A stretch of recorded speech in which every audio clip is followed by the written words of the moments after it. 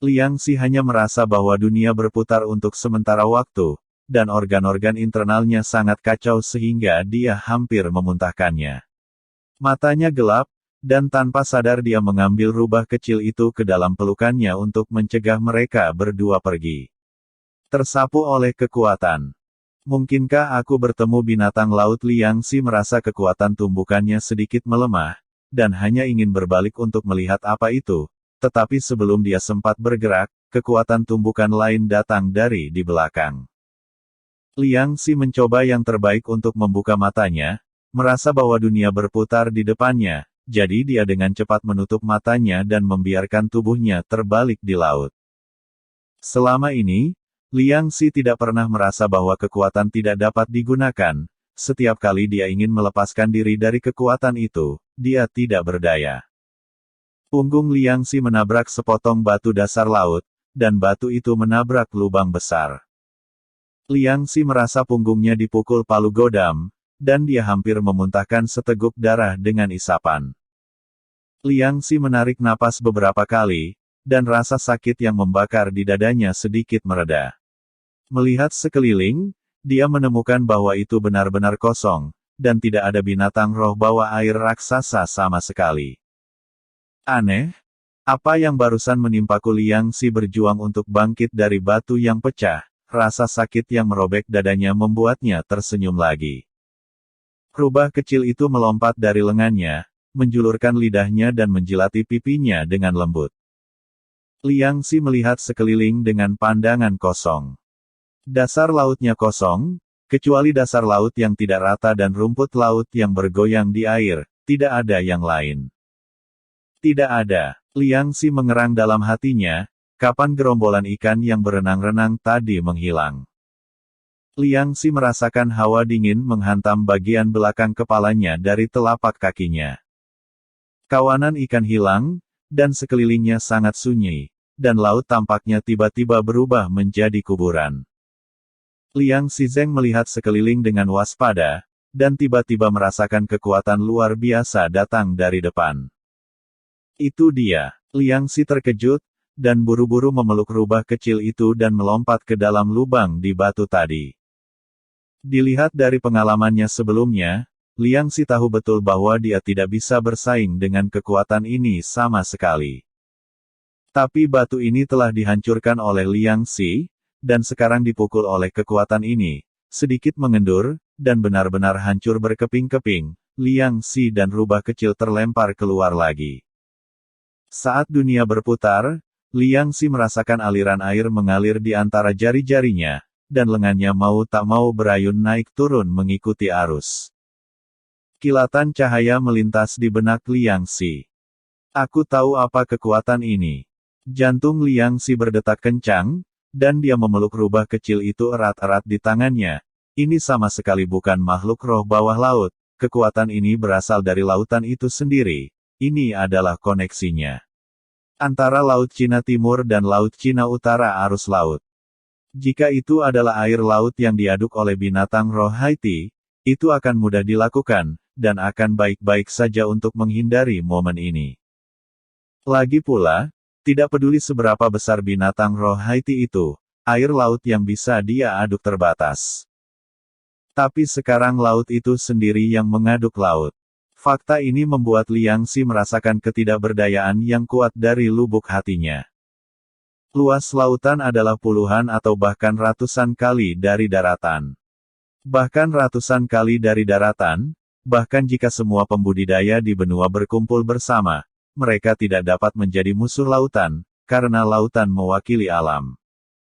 Kekuatan alam sudah cukup untuk menghancurkan langit dan bumi, dan tidak ada pembudidaya yang dapat mencapai tingkat ini. Liang Xi sedikit beruntung sekarang karena dia menemukan arus laut di tempat yang cukup datar. Jika semua batu di sini adalah dasar laut yang bergerigi, saya takut bahkan tulang tembaga dan besi akan hancur berkeping-keping. Menghadapi kekuatan alam ini, Liang Xi menyerah. Dengan kekuatannya saat ini, bahkan 1/10.000 kekuatan arus laut masih jauh tertinggal. Jika dia mencoba melawan, dia hanya meminta jalan buntu. Satu-satunya jalan keluar sekarang adalah berharap bahwa arus tidak membawa dirinya terlalu jauh. Liang Xi mengikat dirinya dan rubah kecil itu dengan ikat pinggang, dan hanya menutup matanya dan membiarkan arus laut mendorongnya.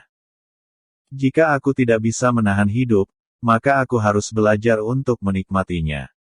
Liang Xi menggertakkan giginya dan menghibur dirinya sendiri, tubuhnya terus berputar, mualnya semakin parah, perutnya seperti mau dibuang, dan dia membanting kepalanya setelah menabrak dasar laut. Liang Xi benar-benar pingsan di depan matanya. Rubah kecil itu melengkung beberapa kali di lengannya, dan setelah memastikan bahwa Liang Xi baru saja pingsan, dia tidak punya pilihan selain menutup matanya. Dan arus laut seperti garis sutra dan satin yang tak berujung, menggulungnya langsung ke bagian terdalam lautan, di mana matahari terbenam. Oh, sakit! Liang Xi terbangun dengan linglung, mengulurkan tangan dan menyentuh bagian belakang kepalanya, dan dia berteriak kesakitan. Itu benar-benar membengkakkan tas besar. Rubah kecil juga bangun dan melihat bahwa Liang Xi aman dan sehat, matanya bengkok sambil tersenyum. Liang Xi mengingat kejadian sebelumnya, lalu mengusap kepalanya dan bertanya, "Di mana kita?" Cahaya terang di atas kepalanya menarik perhatian Liang Xi, dia mendongak dan melihat ombak berkilauan di atas, dan cahaya itu dibiaskan menjadi bentuk-bentuk aneh di air laut. Liang Xi menundukkan kepalanya dengan pandangan kosong, melihat situasi di bawah kakinya, pupil matanya berkontraksi dengan keras, dan jantungnya berdebar kencang seperti akan melompat keluar dari dadanya. Apa-apaan ini tempat? Liang Xi hampir keluar dari kata-kata ini. Liang Xi dan rubah kecil berdiri di atas pilar batu. Pilar batu ini berdiri di dasar laut seperti sumpit lurus. Melihat ke bawah tubuhnya, semakin gelap, dan tidak berdasar sama sekali. Dan di sekelilingnya, dalam jangkauan penglihatan Liang Xi, adalah pilar-pilar batu dasar laut semacam ini, berdiri kokoh, membentang hingga jarak yang jauh. Di tengah hutan batu dasar laut ini, Liang Xi merasa sangat kecil untuk pertama kalinya. Lingkungan sekitarnya sangat sunyi, tetapi hutan batu dasar laut yang megah ini menyebabkan jantung Liang Xi menghantam dadanya. Jika bukan karena berendam di laut, Liang Xi bisa menjamin bahwa dia pasti berkeringat banyak sekarang. Semakin gelap saat Anda turun, dan semakin gelap saat Anda melangkah lebih jauh. Hutan batu ini sepertinya tidak ada habisnya. Jika Anda mendengarkan dengan seksama, Anda dapat mendengar peluit panjang datang dari kedalaman hutan batu. Gendang telinga Liang Xi dipenuhi dengan suara jantungnya yang berdebar kencang, dan telapak tangannya terasa dingin. Jika dia tidak memiliki tekad yang sangat kuat, dia akan ambruk ke tanah dengan kaki lemas.